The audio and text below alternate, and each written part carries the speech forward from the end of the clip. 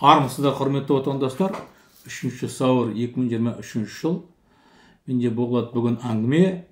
Еліміздің Алматы облысы Іле ауданынан Дінмұхамед Мұқышев деген азамат хабарласты.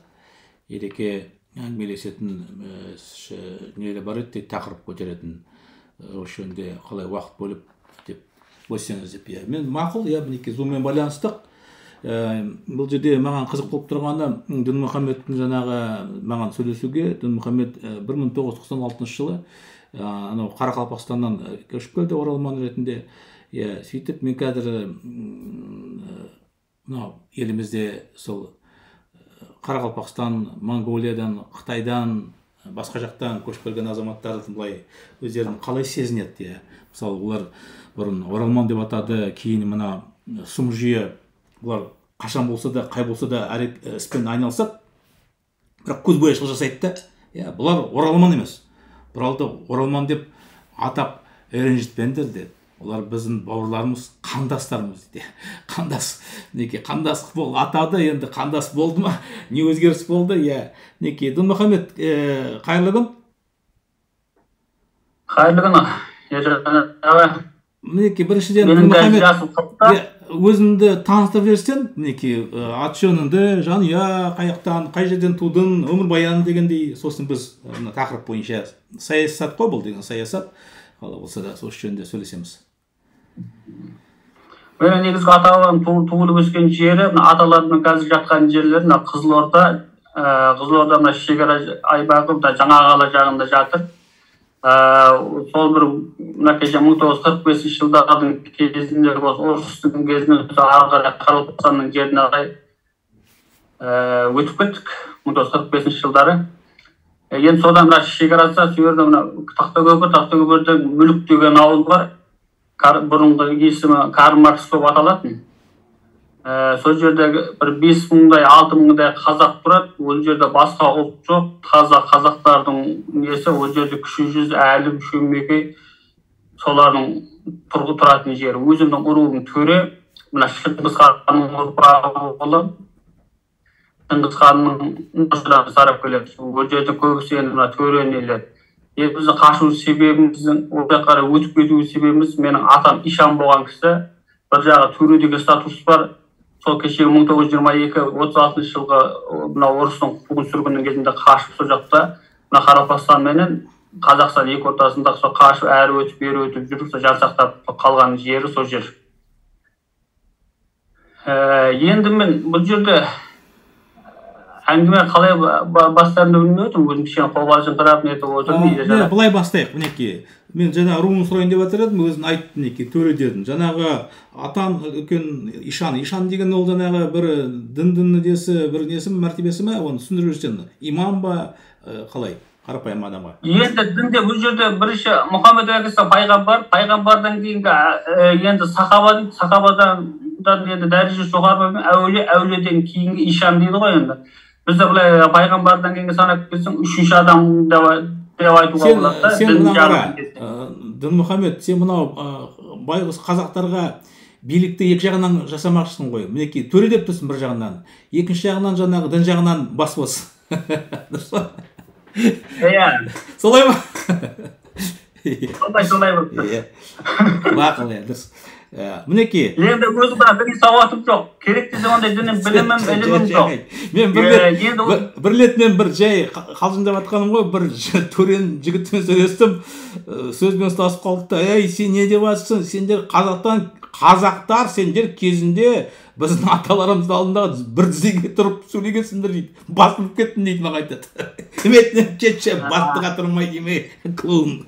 Мына қара, жарайды, қалжың ғой. Мінекей, өзің Қарақалпақстанда тудың, қай жыл тудың? 1982 жыл тудым. 82 жылғы, неде? Қарақалпақстанда. Жанұяда 5 қыз, 2 ұлмыз, ұлдардың үлкені менмін. 2 ұл?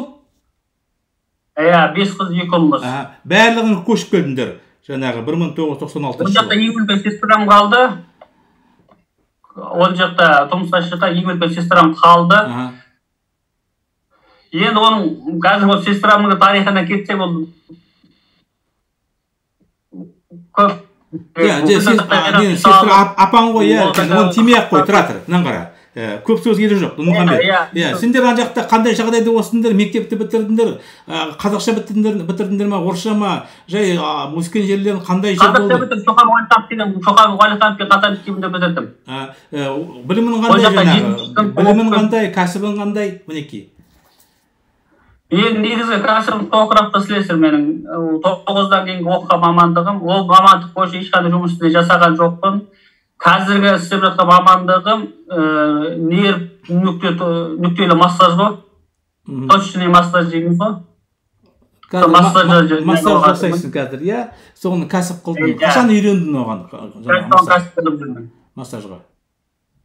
Массажға, нерв жолдарына. Жанұяң бар, балдар бар ма? Аллаға шүкір, жанұям бар, 3 қыз, 1 ұлым бар. Дұрыс, мінекей, өмірбаяннан мінекей бәрін зерттедік, 6 минут. Енді нақты сұрақ сенде маған, мінекей, саясаткер ретінде қандай сұрақтарым бар, ойларым бар. Осы жерде қазір шығар, сөйлесейік, ақылдасайық, пікір алсайық.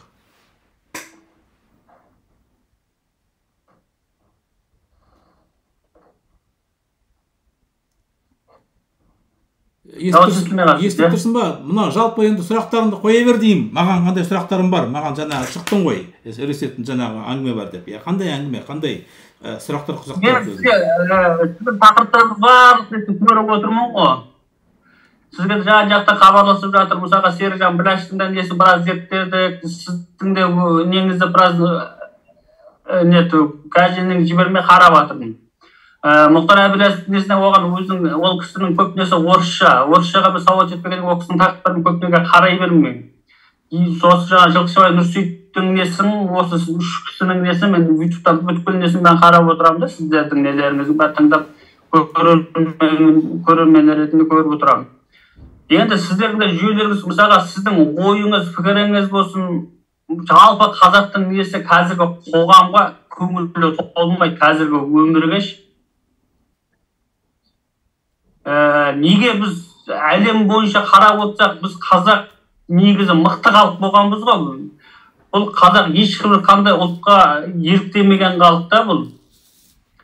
Енді бұлай қарап отырсақ, дін жағынан алайық, басқа жағынан алып келіп қарап отырсақ, барлық жағынан алып келген кезде біздің қазаққа жететін ұлт болмаған. Даже мынау араб елінің өзімен салыстырып қарасаң, біздей болып арабтардың өзінің ешқандай мемлекет қорықпағанда, біз қазақ неге кешегіде 22-36 жылдары 25 мың біздің тұлғамыз атылды, ишандарымыз кетті.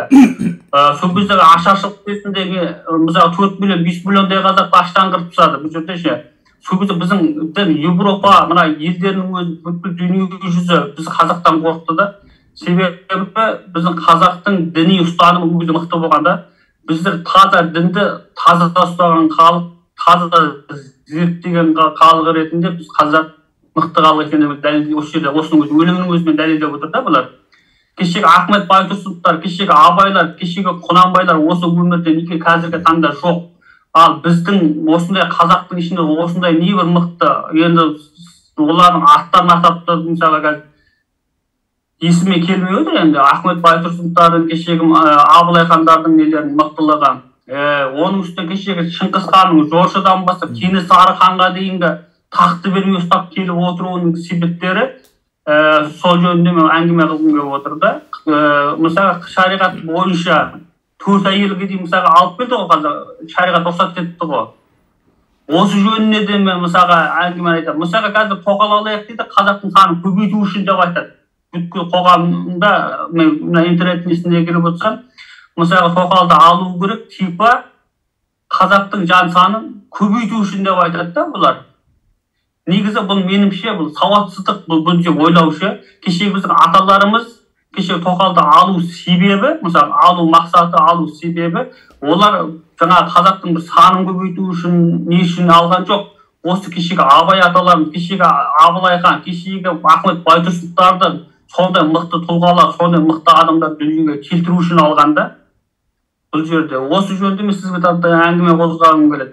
Оның үстіне қазіргі біздің Қазақстандағы діни мына уағыз насихаттап жүрген біздің молдаларға да мен сөзді ішіне кеткен, оларға да көңіліне келсе де келмесе де айтуға уже тура келді. Уже бар ғой, мыналардың несіне мен өзі қазір Қазақстандағы мен заңның көп несін таяқ жегендіктен өзім ағылшын шаршағандықтан мен уже діни сауаты болмаса да мен шыққым келді, уже да айтқым келді.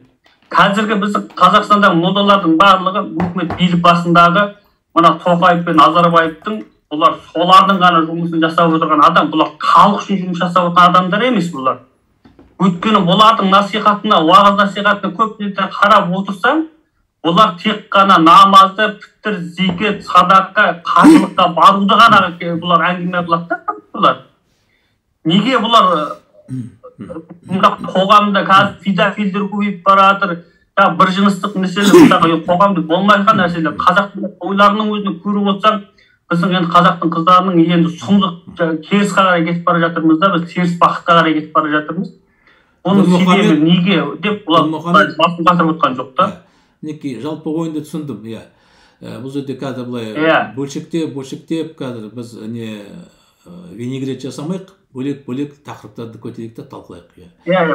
Басты тақырып неке мынау айтпасын ғой, қазақ халқы неге осындай жағдайға көріп жатырмыз, дамымақ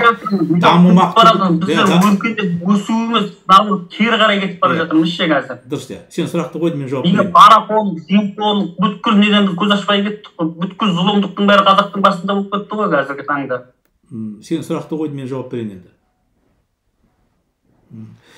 Не сұрақ, неге қазақ мынау неге дамымай жатыр, неге сорлап жатыр, неге азып жатыр? Біз көп келе жатырмыз, азып жатыр.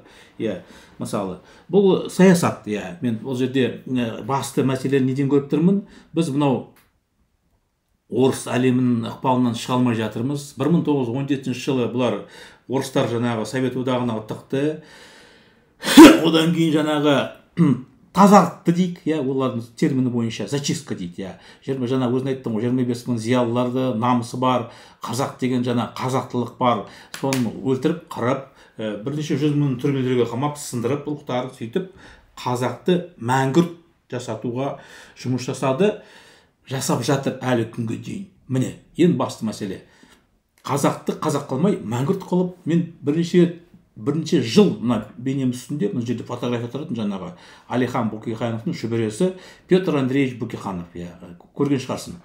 Ол таза айтады, мен орыспын дейді. Ол ашық айтып жатыр, бізде бірнеше миллион қазақ бар, өздері солай орыс болып сезінеді. Ол мәселен тек қана ол орыс тілін, қазақшаны меңгерген емес. Мына бұлардың саясаты, анау 70 жыл коммунистердің кезінде, Назарбаевтың кезінде, ал қазір күшейтіп жатыр. Мынау Тоқаев былтыр қаңтар басынан бастап орыс әлемін басып деп тұрмын ғой. Сөйтіп бұлар орыстандыру саясатын жүргізіп жатыр. Міне, мынау қазақ қоғамын, қазақ ұлтының дамуын былай тоқтатып жатқан, тосқауыл қойып өткізбейтін орыс әлемі, Кремль. Міне, ең басты мәселе. Елімізде жоқ емес бар ғой, мысалы зиялылар, сол жаңағы жазушылар одағының өзінде 800 ба 700 ба адам бар тіркелген. Жұмыс жасайды, нетеді. Негізінде сол қай болса да мемлекетте сол жазушылар, ақындар, қоғам қайраткерлері, тілге шешен адамдар қоғамның алдында тұрады да бағыт көрсетіп тартады халықты алға.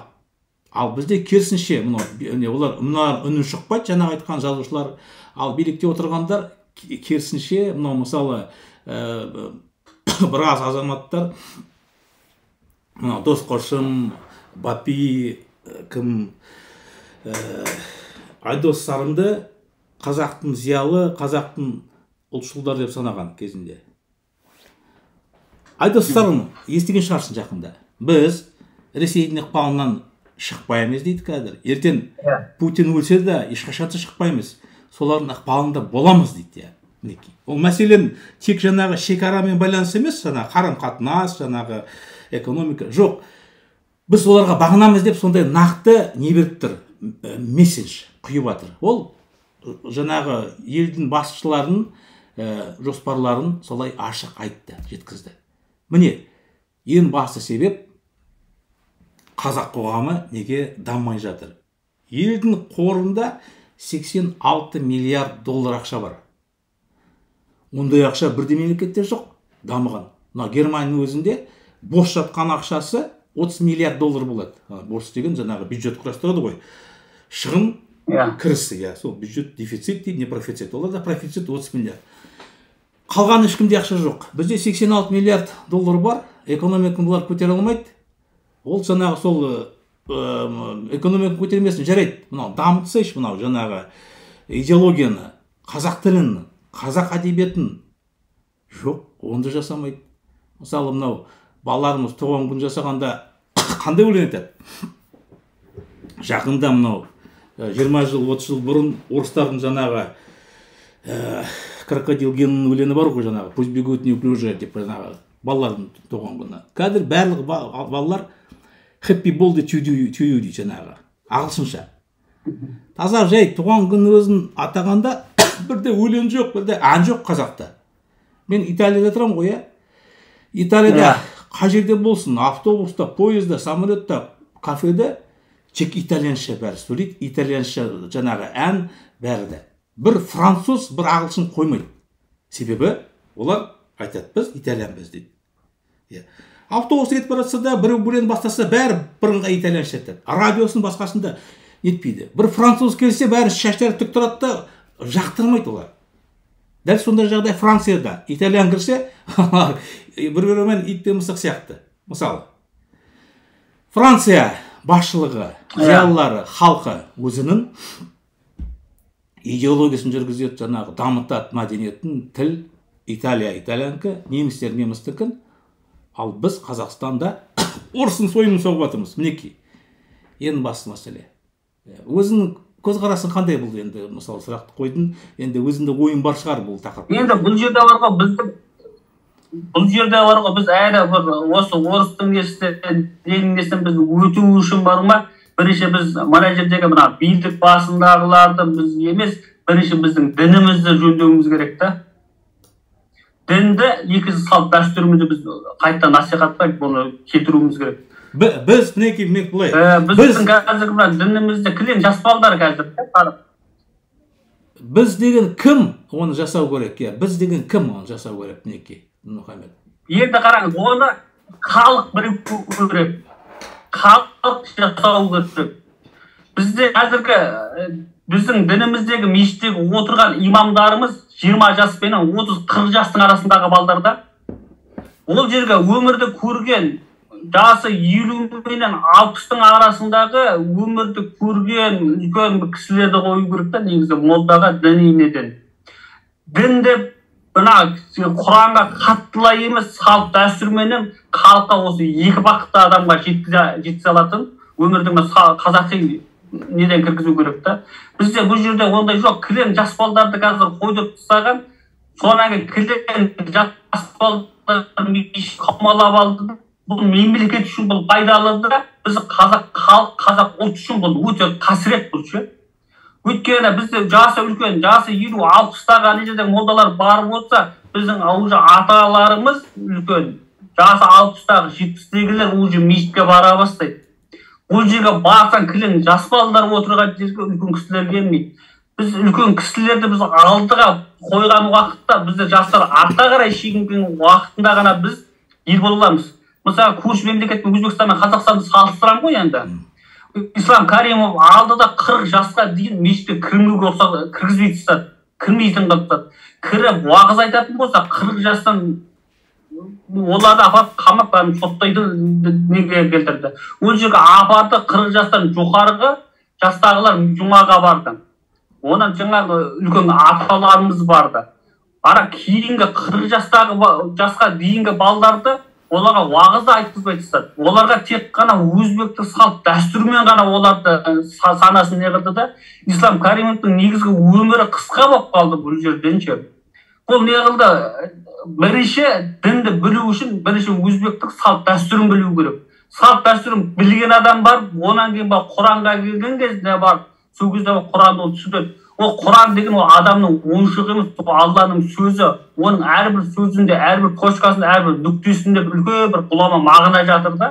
Мысалы, Мұхаммед алейхиссалам пайғамбар деген да сөзі ол. Кешегі біз Абай атамыз емес, кешегі Құнанбай атамыз емес, кешегі Қабанбай Бөгенбай атамыз емес, ол пайғамбар, ол Алланың елшісі. Оның сөзінің өзінде үлкен бір, әрбір сөзінің тошқысы, өтірінің өзінде үлкен бір бағына жатыр да. Ал қазіргі біздің діни отырған, пәтуа шығарып отырған, нетіп отырғандар, бұл пайғамбарды кешегі Алдаркөше Қожанасыр сияқты қылып жіберді ғой, былайша айтқанда, Алдаркөшеміз сияқты қылып кетті қазір. Бірден айтсаң, Мұхаммед алейхиссалам пайғамбар бүйтіп айтты, Мұхаммед алейхиссалам пайғамбар бүйтіп айтқан деп айтады да, бірақ оны қарап отырсаң бір жеңіл неге айналдырып жіберді. Анағанда, манағанда бәріне қосып жіберді да. Дінмұхаммед. Бұл жерде кешегі біздің Абай атамыздың сөздерінің өзі, кешегі Әл-Фараби, соларды Құнанбай аталарымыз, не бір кеше ғұлама ишандардың несін білетін, біз жасы үлкен, не бір адамдарымыз бар, жоқ емес. Бірақ олар діни сауаты жоқ. Сол кісілер қанша дегенменен діни сауаты болмағанменен де соларды бір мешітке қарай келтіруіміз керек қой біз. Солардан үлгі алуымыз керек. Біз бүткіл өмірімізді осы молдаларға не қоймауымыз керекпіз да. Біз қазір 30 жыл болды қазір. Ораза кеше басталды. Оразада мына нені ашсаң, әл сол 30 жылдың ішінде қойып кеткен сұрағымыз түкірікті жұтуға бола ма, жұтса не болады? Осы сұрақтың төңірегіне біз айналып әлі шыға алмай келатырмыз да. Кешегіде енді осы біздің Қазақстанның діни басқан бас мүфти Наурызбай қажыға осы журналистер қойып жатыр. Біз 30 жыл болды осы төңіректен шыға алмай жатырмыз десе, ол біздің арамыздағы мұсылмандардың көбеюі дейді. Екінші себебі әр адам әр салада жұмыс жасайды, соны бұл қайттан сол есте түсіріп алу үшін дейді. Адам деген осы бір бұл сұрақты қоймай-ақ, адам ондай уже біз интернеттен ақ біле алатын уақыт болды ғой. Сол сұрақты мыжып қоя бермей ақша біз. Әлі күнге дейін мешітке барсам, бітір зекет, қажылық, ғұмра, жаңа осы төңіректен біз шыға алмай жатырмыз. Жаңа түкіріктің айналасынан шыға алмай жатырмыз, дәреттің айналасынан шыға алмай жатырмыз да біз. Енді 30 жылдың ішінде біз қалай сонда біз ел боламыз мына нешен? Мінекі, Дінмұхамед. Қалай бұл ел боламыз? Ел болу үшін дінімізді дұрыстау. Дінмұхамед, мінекі, сен эмоцияға беріп барасың. Сен жалпы мына дінге қандай қатысың бар? Сен өзіңді кім деп санайсың? Жаңағы намаз оқисың ба, неше рет оқисың? Қалай өзі сол жөнінде айтып жүрсең қазір былай, сен жөнінде былай пікір құрастыратын? Өзім қазір намазда ештеңеде қазір жоқпын. Осы салада мен намаз оқып, ораза ұстап, мешіттерге нелерге барып жүрдім. Өзім қазіргі таңда ол мына массаж саласына кетіп кеткеннен кейін ба, неден кейін қазір ондай ораза, намаз не жағында жоқпын. Бірақ аталармен мишам болды, не болған? Мінеке. Менің кешегі Дінмұхамед, менде өтініш қысқа, мінеке, мен сұрақты қояйын, сен жауап беріп тұр, осылай диалог құрастырайық та, сонда бізде мына жұмысымыз өнімді болады. Сен жалпы мынау дінге жығылып 5 уақыт намаз оқыған уақытың болды ма? Осыны айтшы қысқаша. Болды. Қанша мезгіл, қай жылы, қанша мезгіл, сосын неге кірдің, неге шығып кеттің, соны қысқа айтып. 2004-тен бастап 2 жылдай ма оқып нетіп жүрдім. Содан Құранға түсем, мен әліппеден бастайым деп жүрген кезім болатын 2004-те. Сөйтіп мына центральный мешітке мен барған кезімде әкелерімде баған не болды? Өте қуанды, нетті. Сөйтіп бір күн жүрген кезімде әкем айтты, балам деді, сен деді, не қыласың деді, дінге кәдімгідей бет болып кетіп бара жатқан адам едім. Сол Құранға түсем, Құранды оқып неге кетем деген кезімде, балам деді, сен деді, одан деді, 5 уақыт намаз сабағыңды білде, оразаңды ұстап, жаңа елге пітір садақа жақсылығын жасада, осыны ғана біл, әрі қарай білмей-ақ қойшы деді ғой. Әрі қарай сен бармай-ақ қойшы деді. Түсіндім, Дінмұхамед, сен сақал жібердің ба? Сақал жібердің ба? Қысқа шалбар кие бастадың ба? Сол уақытта? Онда ештеңе болған жоқ. Мына қара, сені мінеке әкең барған жоқпын. Дінмұхамед, мен түсіндім, 2004 жылы сен мінеке қызықып кеттің да, сен тартып кетті мынау жаңағы су тартатын не болады жаңағы воронка дейді. Сосын сен әкені ұстап алды да айтты, қоя, балам, осы жерде қоя қой, мына жақта қатты кіріспе деді мінеке. Енді қазір сенде былай мынау елде әділетсіздік, енді сенде өзінше мынау қазақ азып жатыр, көп тұрсын, сенің ойын мынау рухани қазақты мінеке өнегелік жағынан, моральдық жағынан түсіп жатқан қазақты мынау дін өкілдері көтереді ме деген ондай ой болып тұрсың ғой. Енді негізінде былай бақыласақ, дінге беріліп жатқандар мынау қиналып қалған адамдар. Былай бақыласаң, мынау байғандар олар ондай кіріспейді. Мынау қарапайым ауылдың балалары, жұмыс жоқ, болашақ жоқ, алдында болашағы қараңғы, не сөйтіп олар жаңағы мынау уағызшылардың несіне түседі да, олар айтады, ей бізге кел, бұл өмір жалған бәрі дейді. Бұл негізінде мен сынға салып жатқан мынау елде орын алған Қазақстан мұсылмандары діни басқармасының қарамағында мынау дін ол мінекей биліктің қолшоқпарына айналған. Бұл үкіметтің жаңағы ішкі саясат бөлімінің бір бөлмешігі жаңағы бөлек мінекей ішкі саясат бөлімі бар ғой. Соның жаңағы дін соған бағынады. Мінекей олар ішкі саясат бөлімі әр аймақта, қалада мінекей полиция, сот жүйесін, прокуратура, құқық қорғау жүйесін толық бағындырған өздеріне. Соның ішінде дін, діндердің жаңағы имамдар кәдімгі барады, жаңағы отырады, солардан инструкция алады да, сөйтіп бұлар дінге қатысы жоқ, бұлар теріс ағым.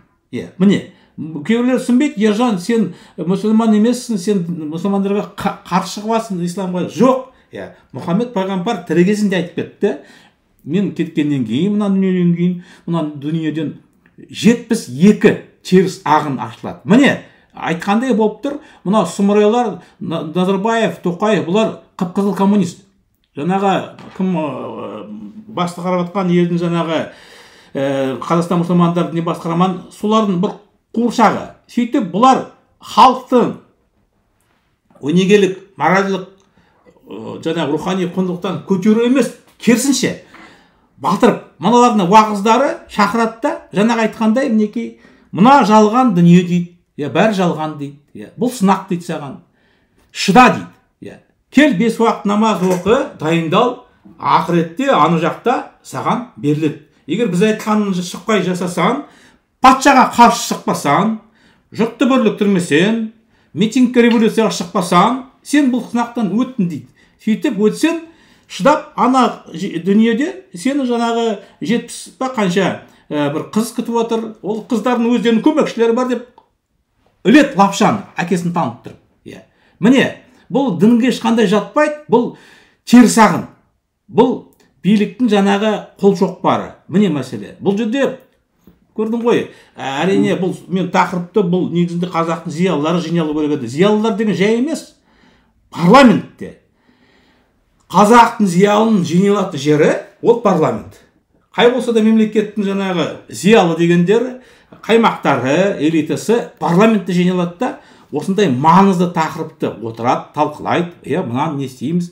Жаңа дұрыс айтып жатсың сөзінде, Ислам Каримов, Шавкат Мирзиев ақылмен істеп жатыр. Балаларды кіргізбейді, жастарды кіргізбейді, дінді саясатпен араластырмайды. Ол дамытып жатқан жоқ. Дінге шектеу жасап керек жоқ. Бірақ дінді бізде не істеп жатыр? Саясат қарастырып жатыр да, дінді пайдаланып, мынау қазақты аздыртып жатыр. Міне, бір мәселе. Екінші мәселе, мына қоғам түсіну керек. Таңдау жасауын керексіздер. Не демократия жолын қуамыз ба? Мынау Жапония, Германия. Не авторитаризм. Демократия мен мынау дінді дамыту, ол қарама-қайшы.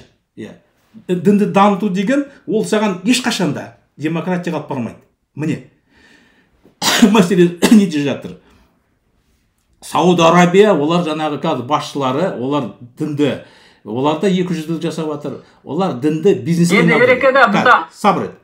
Сауд Арабияның енді басшы мына діншілдер сода отыр ғой, олар дінді бизнеске айналдырды. Олар дінді өздерінің экономикалық мүдделеріне жұмыс жасатқызып жатыр. Мінекей мәселені жатыр.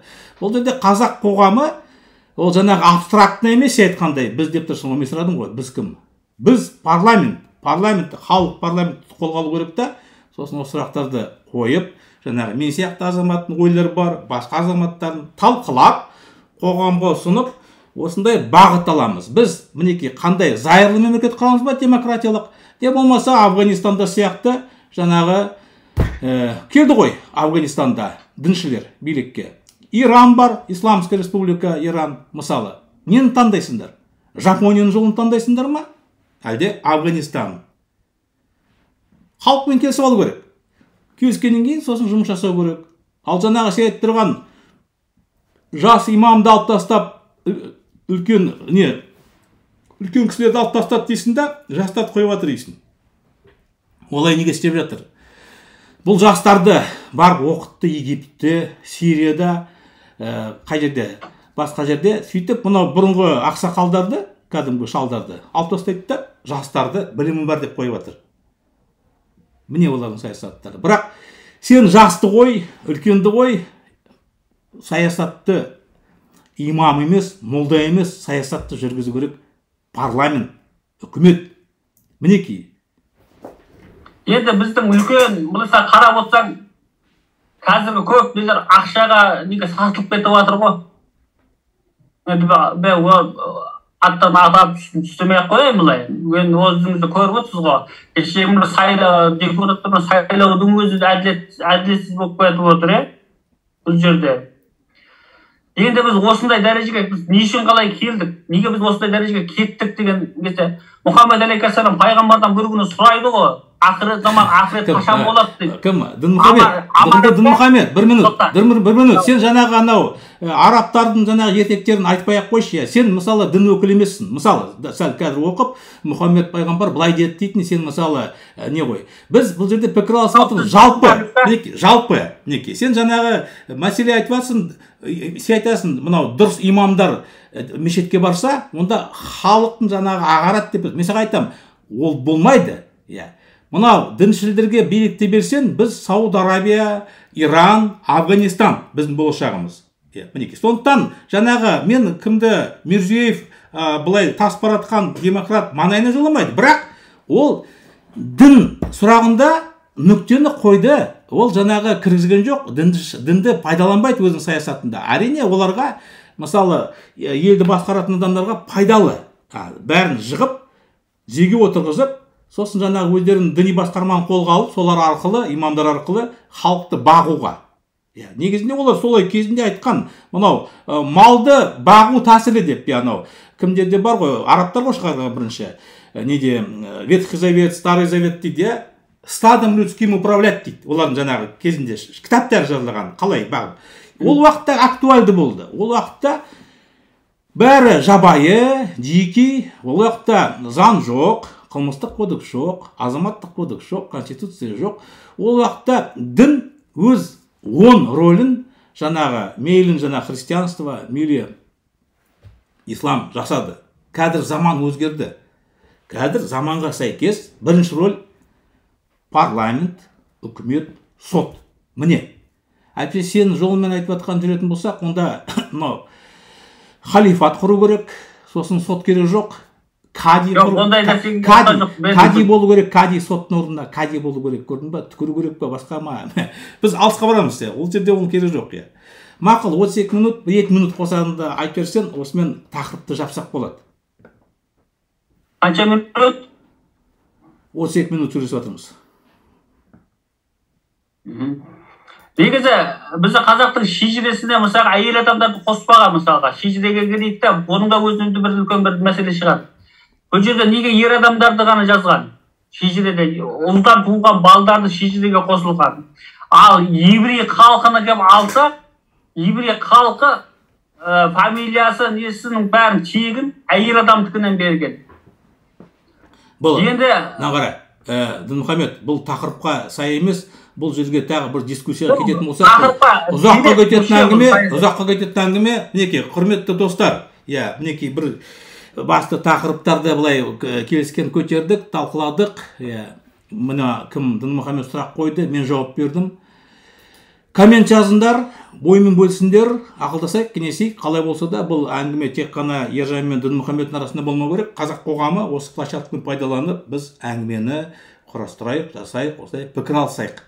Осы үшін жаңағы адамдармен шығып сөйлесіп жатқан. Бұл ешқандай дебат емес, қоғамда маңызды деген сұрақтарды мен көтеріп жатырмын да, қоғамның алдына шығарып, енді соның ішінде өзім саясаткер ретінде, халық таңдау партияның мүшесі ретінде соны жеткізіп жатырмын. Қалай болу керек деп, дұрыс деп санасаңыздар, қолдандар, дұрыс емес деп нетсеңіздер, ойларыңыз, жазыңдар, басқа ой бар ма? Жаңа кім Дінмұхамед айтып жатыр ғой. Менің ойымша дейді, қазақты тығырықтан шығару үшін мешіттерге жақсы имам қояйық дейді. Мен айттым, ол дұрыс емес, жаңа түсіндірдім не себепті. Бұл әрине бір сағаттың ішінде шешіне ететін, талқыланатын сұрақ емес. Анау кімнің семиттер, араб пен еврейлер семитская группа дейді, туыс олар. Бірақ мінекей Дінмұхамед дұрыс айтып жатыр, айырмашылықтар бар. Дінді өздері қайсы болса да ашты. Әйелдердің рөлдері еврейлерде басқаша, арабтарда басқаша. Ол енді мен бұл жерде маман емеспін. Бұл жерде қазір оймен бөлісетінде ешқандай не көріп тұрған жоқпын. Ал енді Дінмұхамедті де мен санамаймын бұл жерде бір маман деп. Естігені бар, не бар, ол жерде қазір бос әңгіме болып кетеді. Жалпы біз мына тақырып бойынша мінекей ой тастадық. Менің ойымша қазақ қоғамы таңдау керек. Қай жолды, қай бағытты алады. Демократия десе, онда біз күшейтуіміз керек. Парламент, үкімет, сот жүйесін. Халық осы үш билікті қолға алу керек. Ал егер жаңағындай кімдер жіберем десек, оны мына биліктер пайдаланып жатыр. Олар дамытып жатыр. Мешіт салып жатқан кім? Қазақ емес қой. Мешіт салып жатқан Назарбаев салып жатыр, Тоқаев салып жатыр. Не үшін? Қазақты бағу үшін. Мынау сатқын, жаңағы дұрыс бағыладың имамдар арқылы. Міне, мәселе неде жатыр. Жақсы. Дінмұхамед, рахмет саған. Кездескенше қош сау болыңыздар. Плюс 39 377 083 27 83 менің телефоным. Сұрақ болса, былай маңызды қоғамға деп ойласаңыздар, хабарласыңыздар, әңгімелесеміз.